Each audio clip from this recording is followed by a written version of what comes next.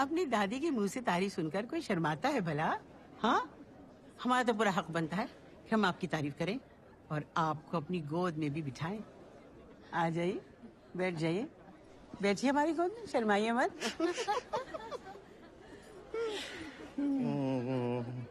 You are embarrassing me, कुत्सिया। पूरे अंग्रेज बन के लौटे हैं विलायत से। अब हमें इन्हें हिंदुस्तानी जुबान और रिवायतें दोबारा सिखानी पड़ेंगी। तो सिखा दीजिए, हम यही हैं आपके पास। नहीं, वो हम नहीं सिखा सकते। इसके लिए तो आपको हीरा मंडी जाना होगा। कुत्सिया, you all right? वहाँ तो अय्याशी सिखाते हैं। What nonsense, अय्याशी? तो रिवायतें सारे नवाब जाते हैं, क्यों है कि नहीं? हाँ हाँ बिल्कुल। हीरा मंडी में अदब सिखाते हैं, हिफाजत सिखाते हैं, शाइस्तगी सिखाते हैं और इश्क भी सिखाते हैं। इश्क?